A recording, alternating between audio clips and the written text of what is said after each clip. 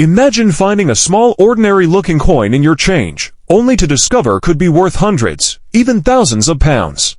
Today, we're diving deep into the fascinating world. The top 3 most valuable UK Elizabeth to Pence coins, where history, rarity, and hidden minting mistakes turn everyday pocket change into a collector's treasure. From rare designs and scarce mint years to jaw-dropping error coins we'll reveal could own right now. Some of these have sold for staggering prices at auction. The 1971 era UK Elizabeth II Pence coin. This you're holding a simple Pence coin from 1971. It's copper, it's small, it's the kind of coin most people would throw into a jar or let rattle around in a drawer without a second thought. But what if I told you that very coin one you could easily overlook might just be worth not pennies, not pounds, but hundreds, thousands, or even millions of pounds, if it's the right one? Sounds unbelievable, right? Well, that's exactly what we're diving into today, and trust me, by the time you get to the end of this video, you'll be checking every single old coin in your house. The year 1971 was a historic one for UK coinage. This was the year of decimalization, a huge change that saw Britain transition from the old pounds, shillings, and pence system to the modern decimal currency. On February 15, 1971, known forever as Decimal Day, the old coins began to disappear, replaced by shiny new decimal coins. And among them was the brand new Pence coin, featuring the youthful portrait of Queen Elizabeth II. Designed by Arnold Machin, imagine a coin struck on the wrong metal blank, say, a bronze coin mistakenly struck on a copper-nickel planchet intended for a 10-pence piece. That's not just rare, that's the sort of discovery that can break auction records. We're talking hundreds of pounds for minor errors, thousands for dramatic minting mistakes, and in extremely rare and unique cases, the bidding can climb into the hundreds of thousands or even tip over into the £1,000,000 mark if the coin is unique enough to be the only known example. Now, perhaps the most jaw-dropping errors are those involving the wrong planchet entirely. Every so often, a 1971 Pence coin will turn up struck on a blank intended for another denomination, or even a foreign coin the Royal Mint was producing at the same time. A 2p coin struck on an aluminium or nickel planchet would weigh less or more than usual, look distinctly different in color, and instantly attract the attention of top-tier collectors worldwide. A unique error like this could easily smash through the £10,000 barrier, and in the right market, with the right publicity, potentially head toward 6 or even 7 figures.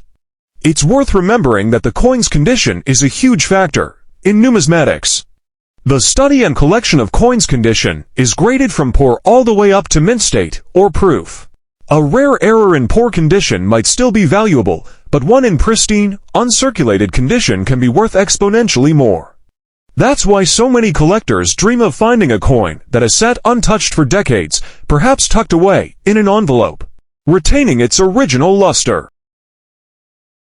The story turns into something that can make your heart race, because the right error version of the 1979 UK Elizabeth II Pence coin could be worth not just hundreds, not just thousands, but in some cases potentially life-changing money. We're talking tens of thousands of pounds, and in an extreme case, collectors whisper of pieces that could touch the £1,000,000. The story of the 1979 Pence coin starts in 1971, when the UK officially went decimal. The old shillings and pence system was replaced with a new decimal currency, and the new Pence coin was introduced as part of the changeover. The phrase new pence was printed on every 2p coin from 1971 up until 1981 to remind the public of the new system. Let's paint the picture. A standard circulated 1979 2p might fetch you 50 pence from a casual beer.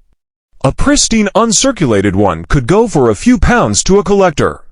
But a genuine mint error from that year, that's when the numbers leap. An off-center strike might bring to £1,000 to £4,000 at auction. A double strike could hit £1,000, and a confirmed wrong planchet strike, such as a 1979 Pence coin struck on a bronze 1p blank, could rocket up to £5,000 or more. But the absolute cream of the crop is the mule error. Where mismatched dies are used, there are whispers in the coin community of a few mule 1979 Pence coins, existing coins that should never have been struck, coins the Royal Mint would have destroyed instantly had they caught them. If one of those hit the open market in pristine condition, the price could explode.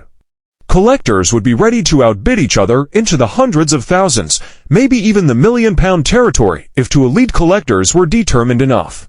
One of the strangest and most sought-after errors from 1979 is the clipped planchette. This happens when the metal blank was incorrectly cut, leaving a bite-shaped chunk missing from the edge. Combine this with a perfectly visible date and the words New Pence, and you've got a coin that could easily sell for £2,000 to £7,000, depending on its condition. Then there's the rotated die error, where the two sides of the coin aren't aligned properly. In normal coins, when you flip them top to bottom, the design on the back is perfectly upright.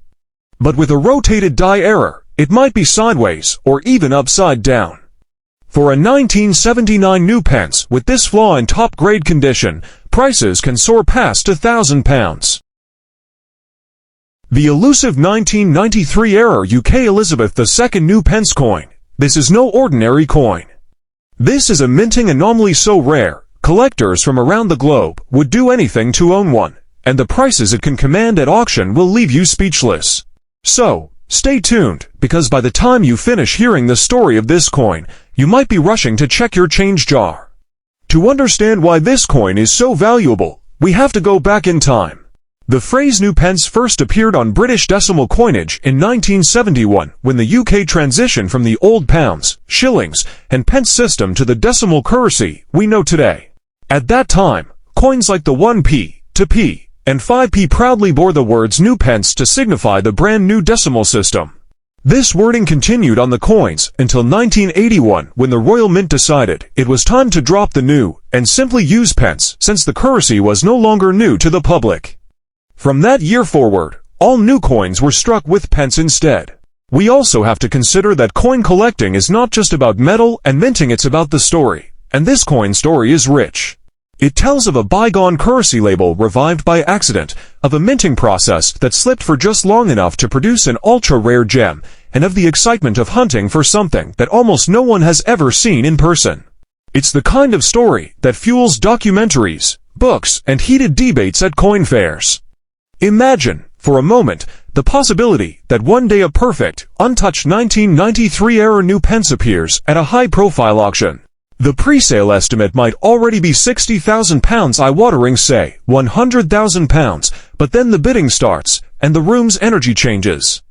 Hands shoot up, bids leap by the thousands, then tens of thousands. The £80,000 hammer finally falls at a price no one expected, £500,000, perhaps even more. The headlines would be instant, and the legend of this coin would grow even larger. That's not fantasy. That's how the rare coin market works when true scarcity meets deep pockets. So, the next time you find yourself handling a humble 2p coin, take a closer look, check the date, read the words. And if you see New Pence staring back at you from a 1993 coin, you might just be holding one of the rarest and most valuable pieces of British currency ever struck. That's the kind of discovery that turns ordinary people into overnight legends in the coin collecting world. And who knows, the next incredible coin story making headlines might